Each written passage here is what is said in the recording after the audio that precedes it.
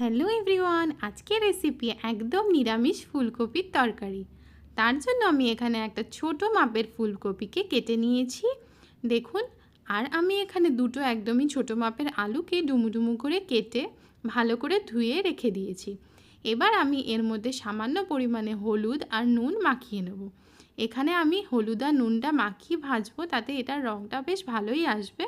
তাই জন্য আমি এখানে সামান্য পরিমাণে নুন আর হলুদ দিয়ে সেটাকে খুব ভালো করে মাখিয়ে নিচ্ছি। আমাকে দেখে নিতে হবে যাতে ফুলকপিগুলো ভেঙে না যায়, সেভাবেই আমি এগুলোকে মাখিয়ে রেখে দেবো।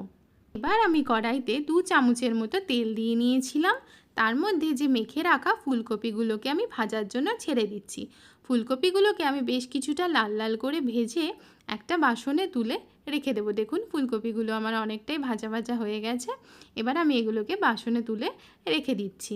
এবার যে তেলটা রয়েছে তার মধ্যে যে আলুগুলো আমি কেটে রেখেছিলাম সেগুলো আমি এখানে ছেড়ে দিচ্ছি। আলুগুলো আমি একসাথে ভেজে নিইনি, তার কারণ হচ্ছে আমি আলুর সাথে মশলা কষে নেব। দেখুন আমি আলুগুলো ভাজতে দিয়ে একটা মশলা রেডি করে নিচ্ছি। মশলার জন্য আমি এখানে আদা, লঙ্কা আর জিরে পেস্ট করে নেব। এখানে আমি এগুলোকে দিয়ে সামান্য পরিমাণে জল দিচ্ছি, দিয়ে এগুলোকে ভালো করে পেস্ট করে রেখে দিচ্ছি। আমি এখানে 1 চামচের মতো জিরা নিয়েছি পেস্ট করার জন্য। এবার আমি সামান্য জলও এর মধ্যে দিয়ে এটাকে পেস্ট করে রেখে দিচ্ছি। অন্যদিকে আমার আলুটা প্রায় ভাজা ভাজা হয়ে এসছে। দেখুন আলুটা ভেজে লাল লাল হয়ে গেছে। আমি কিন্তু এখানে আলুটা তুলে নেব না।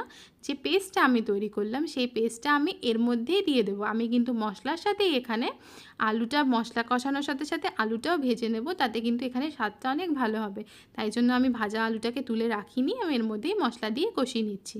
মশলার সাথে আমি আরও সামান্য পরিমাণে হলুদ আর লঙ্কার গুঁড়ো, কাশ্মীরি মির্চ দিয়ে নিচ্ছি। দিয়ে আমি সবটাকে একসাথে নাড়াচাড়া করে মশলাটাকে খুব ভালো করে কষানোর জন্য প্রায় 2 মিনিটের জন্য এভাবেই রেখে দিচ্ছি। এর মধ্যে আমি একটা ছোটো মাপের টমেটোকে চপ করে রেখেছি। আমি কিন্তু এখানে রাফলি চপ করে রেখেছি। মশলাটা বেশ কিছুটা কষা হয়ে গেলে টমেটোটাকেও আমি এর মধ্যে দিয়ে দিচ্ছি। দিয়ে আমি ভালো করে মিশিয়ে নাড়াচাড়া করে নিচ্ছি।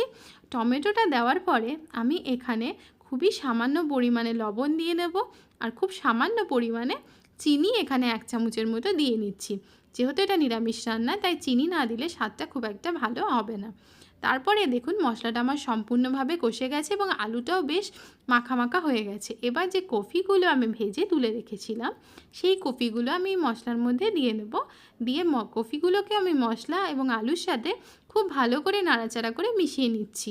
আমি এটা মিশিয়ে নেওয়ার সময় খুব হালকা করে গ্যাসটা রেখে প্রায় 1 মিনিটের মতো ভালো করে নাড়াচাড়া করে নিচ্ছি। দেখুন কফিগুলো আমার মশলার সাথে ভালো করে মিশে গেছে।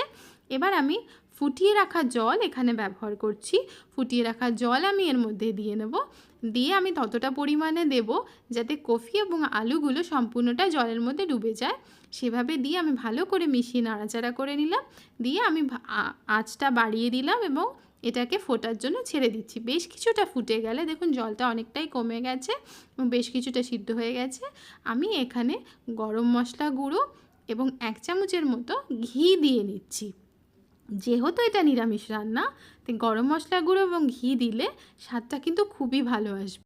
এগুলোকে আমি খুব ভালো করে সব কিছুকে মিশিয়ে নিচ্ছি এবং এটাকে আরও কিছুক্ষণ ফোটার জন্য ছেড়ে দিচ্ছি। দেখুন আমার সব কিছু ভালোভাবে ফুটে গেছে এবং ঝোলটা অনেকটা কমে গিয়ে মাখা মাখা হয়ে গেছে। আমি এবার এটা নামিয়ে নেব। ভালো লাগলে অবশ্যই লাইক দেবেন।